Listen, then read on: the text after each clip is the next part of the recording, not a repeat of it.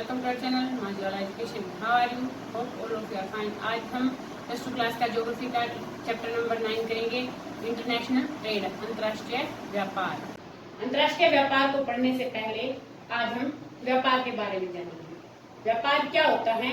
यह एक त्रिटिक क्रियाकलाप है जिसमें वस्तुओं और सेवाओं का स्वैच्छिक आदान प्रदान होता है। इसमें हमेशा दो पक्ष शामिल होते हैं। एक होता है विक्रेता जो वस्तुओं को बेचता है और दूसरा होता है खरीदार जो उन्हें खरीदता है। अब देखेंगे व्यापार जो है वो मुख्यतः दो स्तरों पर होता है। एक होता है राष्ट्रीय और दूसरा होता है अंतर्राष्ट्रीय। राष्ट्रीय व्यापार क्या होता है? देश की सीमाओं के अंदर विभिन्न राज्यों के बीच संपन्न होता है। ये व्यापार जो है वो राष्ट्रीय व्यापार या प्रादेशिक व्यापार कहलाता है। और जब देश की सीमाओं से पार होने वाली वस्तुओं और सेवाओं के आदान प्रदान को हम अंतर्राष्ट्रीय व्यापार कहेंगे। देखते हैं अंतर्राष्ट्रीय व्यापार का अर्थ क्या है। विभिन्न देशों के बीच वस्तुओं और सेवाओं का आयात निर्यात जो है वो अंतर्राष्ट्रीय व्यापार कहलाता है। कोई भी देश जो है वो लोगों के लिए हर वस्तु तैयार नहीं कर सकता। कहने का भाव है कि कोई भी देश पूर्ण रूप से आत्मनिर्भर नहीं होता।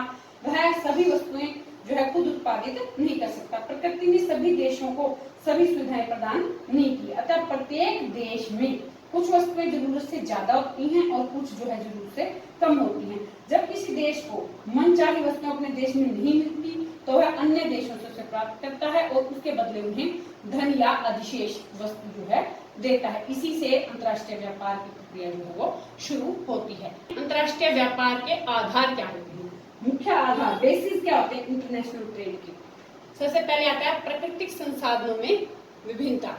प्राकृतिक साधन जो है वो विभिन्न देशों में असमान है।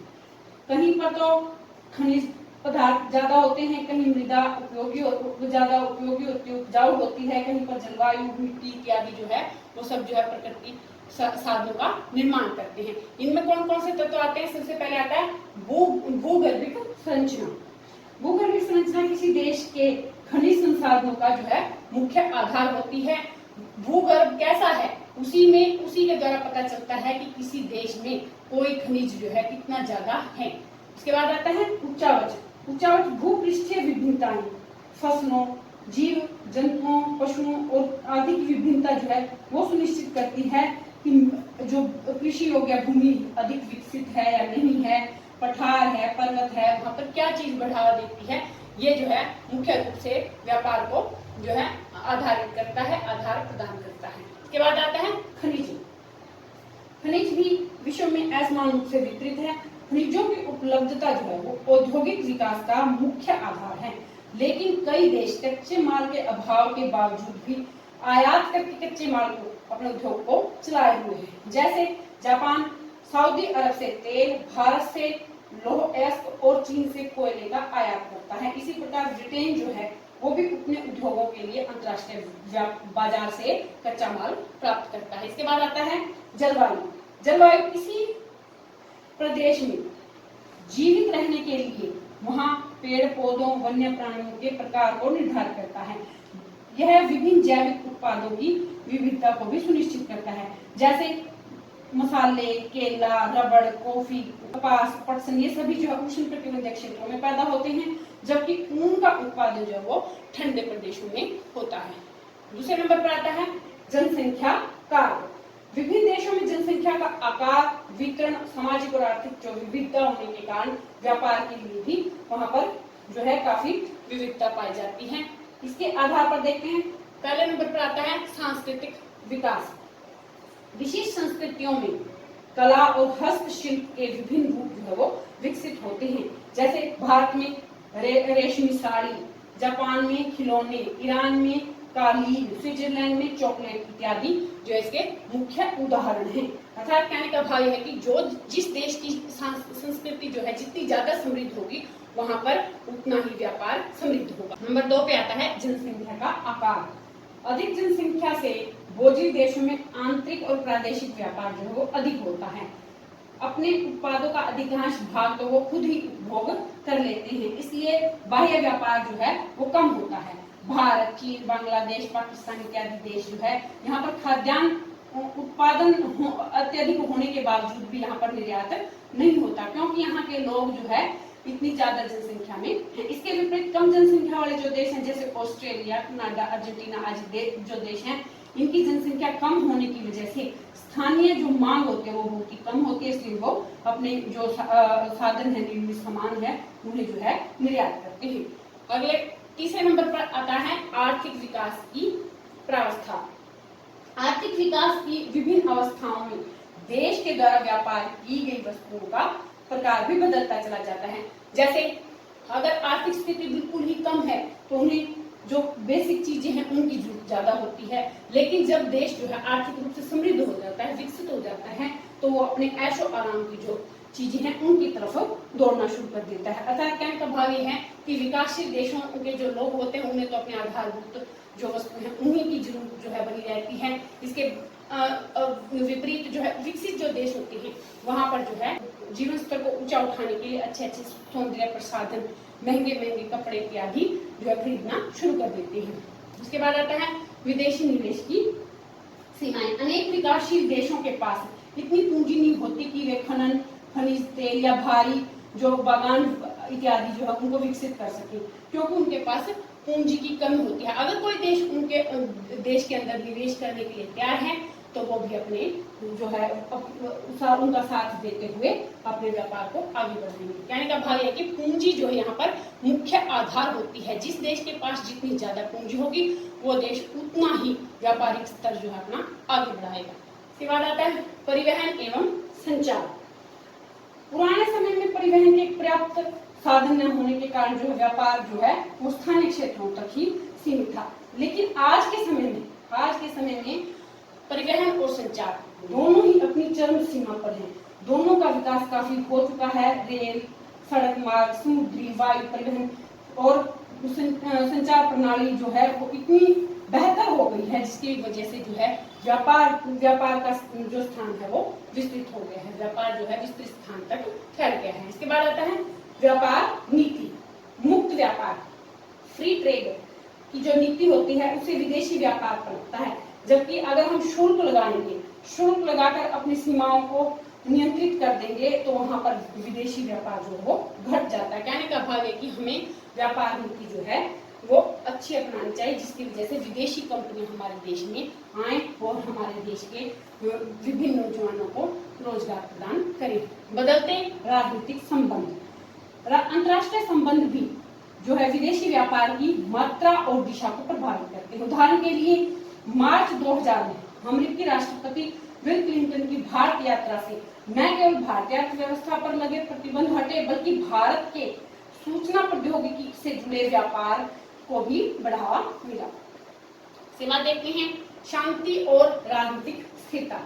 वस्तुओं और सेवाओं की जो जरूरत होती है ना, शांति और राजनीतिक स्थिरता जो है इसके अंदर बहुत ही ज्यादा जरूरी है, क्योंकि अगर राजनीतिक स्थिरता नहीं होगी, देश के अंदर शांति नहीं होगी, तो लोग कैसे विभिन्न चीजों को अपनाने के लिए तैयार होंगे। कहने का भाव है कि वो मांग कैसे कर सकते हैं, उन्हें तो अपनी मूलभूत आवश्यकताएं ही पूरी करना मुश्किल हो जाएगा। इसलिए शांति और राजनीतिक स्थिरता जो है किसी भी देश को जो है समृद्ध बनाने में बहुत ही महत्वपूर्ण है। जैसे ईरानी क्रांति हुई, कुवैत और इराक का युद्ध हुआ, सद्दाम हुसैन और ओसामा बिन लादेन जो है इन सब के कारण जो है पेट्रोल के मूल्यों में उतार चढ़ाव बना रहा। कहने का भाव ये है कि अगर राजनीति स्थिर होगी और देश के अंदर शांति होगी तो जो है विभिन्न व्यापार जो है अपनी चरम उत्कर्ष पर पहुंच जाएंगे। इसके बाद आता है उचित मूल्य। व्यापार की वृद्धि के लिए जरूरी है कि उत्पादक देशों को अनेक उत्पादों का उचित मूल्य मिलना चाहिए। उत्पादन स्तर में गिरावट को रोकने का और वस्तुओं का उचित मूल्य बनाए रखने के लिए अनेक देश जो है वो अधिशेष उत्पादन को नष्ट कर देते हैं, अर्थात कहने का भाव है कि समुद्र में फेंक देते हैं। कहने का भाव यह है कि व्यापार जो है तभी समृद्धि पाएगा, व्यापारी तभी समृद्ध होगा जब उसके बनाए हुए सामान का उसे उचित मूल्य प्राप्त होगा। देखते हैं अंतर्राष्ट्रीय व्यापार के महत्वपूर्ण पक्ष। अंतर्राष्ट्रीय व्यापार के प्रतिरूप को निर्धारित करने वाले महत्वपूर्ण 3 पक्ष होते हैं: व्यापार का परिमाण, व्यापार का संयोजन और व्यापार की दिशा। इन्हें डिटेल से देखते हैं। व्यापार का परिमाण, व्यापार की कुल वस्तुओं का वास्तविक मोल और कुल मूल्य को व्यापार का परिमाण कहा जाता है। विभिन्न देशों के बीच व्यापार परिमाण जो है वो विभिन्नता बनाए हुए हैं। जैसे उत्पादित पदार्थ, विभिन्न देशों में विभिन्न पदार्थों का उत्पादन किया जाता है। दूसरे नंबर पर आता है सेवाओं की प्रकृति, अलग अलग देशों में अलग अलग सेवाओं की प्रकृति भी अलग अलग है। द्विपक्षीय संधि, दोनों पक्ष जो व्यापार करने वाले दोनों पक्ष हैं उनके बीच जो संधि हुई है वो भी जो है व्यापार के परिमाण पर महत्वपूर्ण छाप छोड़ता है। इसके बाद आता है व्यापार निषेध, व्यापार के अंदर क्या क्या चीजें निषिद्ध की गई हैं वो बातें भी इसमें महत्वपूर्ण हैं। दूसरे नंबर पर आता है व्यापार संयोजन, व्यापार संयोजन क्या होता है? अंतर्राष्ट्रीय व्यापार में जगह बनाने के लिए विभिन्न वस्तुओं और सेवाएं जो है वो बदलती चली जाती हैं। कहने का भाव है कि पिछले कुछ शताब्दियों से विभिन्न देशों के द्वारा आयात और निर्यात करने की जो वस्तुएं हैं उनमें बदलाव आया है। पहले कच्चे माल का व्यापार अधिक होता था। कहने का भाव ये है कि पहले प्राथमिक जो उत्पाद हैं उनकी प्रधानता बाजार के अंदर आयात और निर्यात के अंदर होती थी। वर्तमान समय में विनिर्मित वस्तुओं का व्यापार जो है अधिक होता है। देखते हैं चित्र के द्वारा विश्व उत्पादों द्वारा माल का निर्यात। विश्व में कौन कौन से माल का निर्यात किया जाता है? कुल मूल्य का प्रतिशत जो है यहाँ पर है, जो टोटल मूल्य है उसका प्रतिशत देखेंगे 5%, 10, 15, 20 इस तरह से। और ये क्या है, कहाँ से लिया गया है? ये स्रोत मैंने विश्व व्यापार संगठन व्यापार सांख्यिकी 2009 से लिया गया है। इसके अंदर वस्त्र जो है, वस्त्रों का आयात जो है वो 5% से कम होता है। और दूसरे नंबर पर आता है लौह अयस्क, उसके बाद आता है उप विनिर्माण, विभिन्न निर्माण की वस्तुओं के बारे में यहाँ पर आता है। उसके बाद आता है कृषि उत्पाद, कृषि के उत्पाद जो है वो कितने प्रतिशत जो है निर्यात किए जाते हैं। उसके बाद आता है स्वचालित उपकरण कौन कौन से, स्वचालित उपकरण कौन कौन से निर्यात किए जाते हैं। आगे आता है रसायन, उसके बाद है दूर संचार के विभिन्न उत्पाद, कौन कौन से दूर संचार के उत्पाद हैं जो निर्यात किए जाते हैं वो कितने प्रतिशत हैं, यहाँ पर इसके बारे में बताया गया है जो कि 15% के आसपास है। इसके बाद आता है ईंधन, उसके बाद है मशीनरी और सबसे ऊपर आता है परिवहन। परिवहन के जो साधन हैं वो सबसे अधिक मूल्य कुल मूल्य का प्रतिशत जो है वो धारण किए हुए हैं, ग्रहण किए हुए। देखते हैं नंबर 3 है व्यापार की दिशा। 20वीं सदी के बाद व्यापार में बहुत परिवर्तन हुए। यूरोप के उपनिवेश अब समाप्त हो गए हैं। भारत, चीन व अन्य जो विकासशील देश हैं वो भी अब व्यापार में बड़े बड़े देशों को टक्कर दे रहे हैं। कहने का भाव ये है कि विकासशील देश भी अब जो है विकास की तरफ अग्रसर हो गए हैं। वो अपना व्यापार जो है स्वयं कर रही हैं, आत्मनिर्भर व्यापार के क्षेत्र में हो रही हैं। नंबर 4 पे आता है पहले विकासशील देशों से कच्चा माल केवल यूरोपीय देशों तक जाता था, लेकिन अब जब वो स्वतंत्र हो गए हैं, उपनिवेशवाद खत्म हो गया है, तब ये अन्य देशों को भी अपना जो कच्चा माल है वो निर्यात कर पाते हैं। अगला है व्यापार संतुलन। व्यापार संतुलन क्या होता है? एक देश दूसरे देश को अपनी वस्तुएं निर्यात करता है तथा कुछ वस्तुएं आयात करता है। इस आयात और निर्यात का जो अंतर होता है उसके अंदर जो संतुलन बना, मतलब कि फायदा है, नुकसान है, जो वो अंतर होता है वो जो है वो व्यापार संतुलन कहलाता है। व्यापार संतुलन जो है वो 2 प्रकार का होता है। कौन कौन सा होता है? धनात्मक। धनात्मक का मतलब क्या होता है?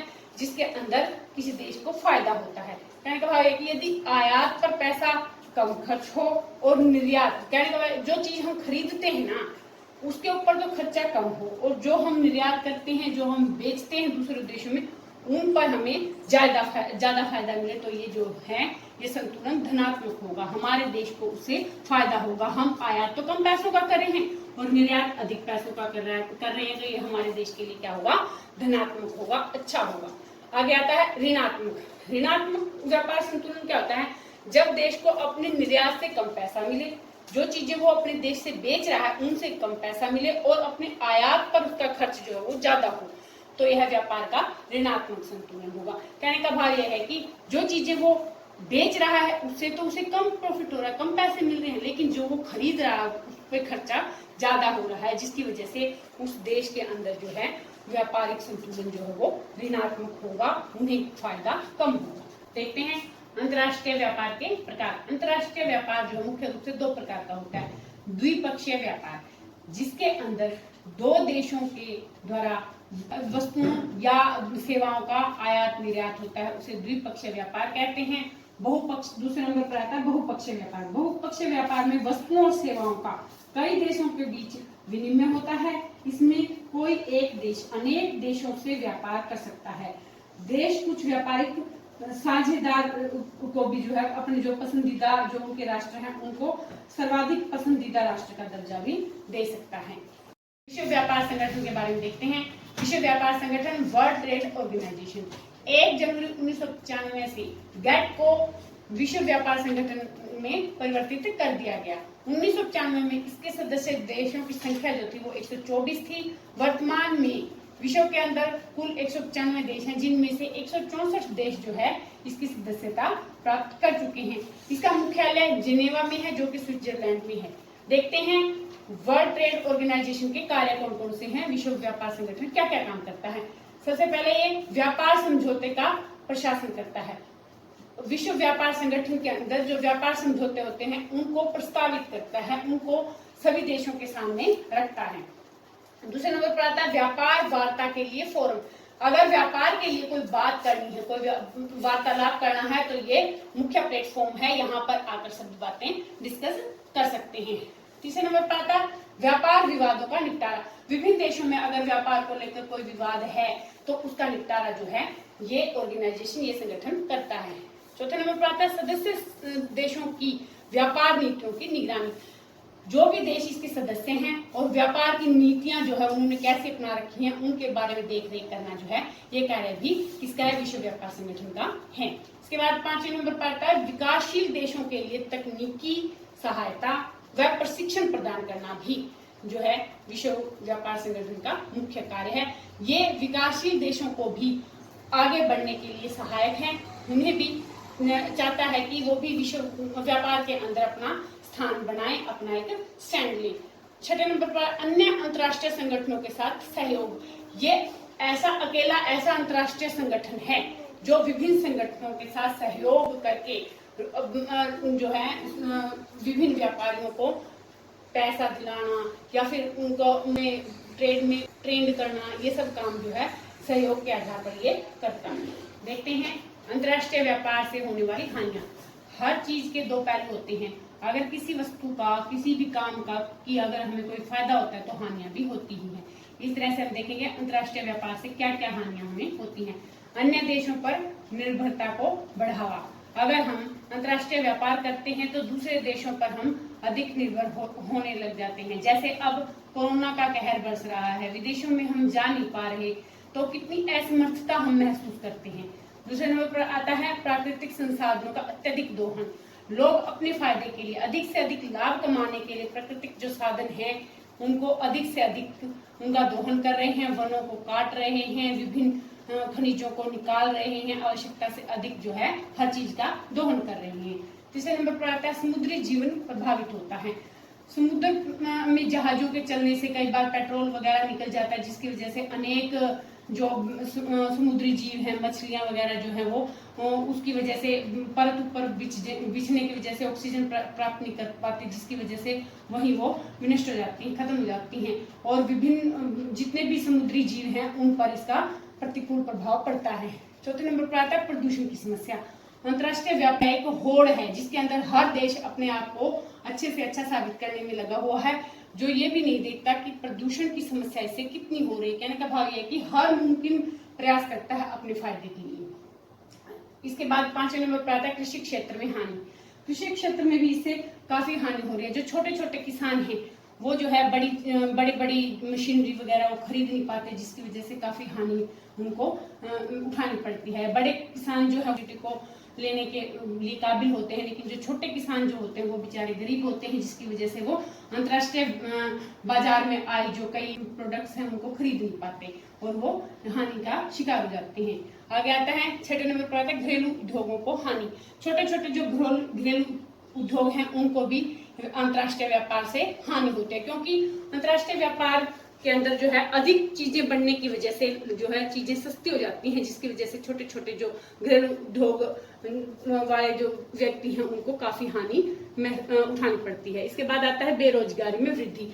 बनी बनाई रेडीमेड जब चीजें हमें मिल जाती हैं तो हमारे देश के अंदर रोजगार की जो समस्या वो उत्पन्न हो जाती है, बेरोजगारी उत्पन्न हो जाती है, जिसकी वजह से नवीन युवक जो है भटक जाते हैं और गलत राह पकड़ लेते हैं। इसके बाद देखते हैं कार्य के आधार पर पतन। पतन क्या होता है? सबसे पहले तो हम पतन के बारे में देखते हैं। वायु परिवहन में जिस तरह से हवाई अड्डा होता है, रेल परिवहन में रेलवे स्टेशन होता है, वैसा ही महत्व जल यातायात के अंदर पतन या बंदरगाह का होता है। पतन से ही समुद्री जहाज अपनी यात्रा आरंभ करते हैं और पतन पर ही आकर यात्रा को समाप्त करते हैं।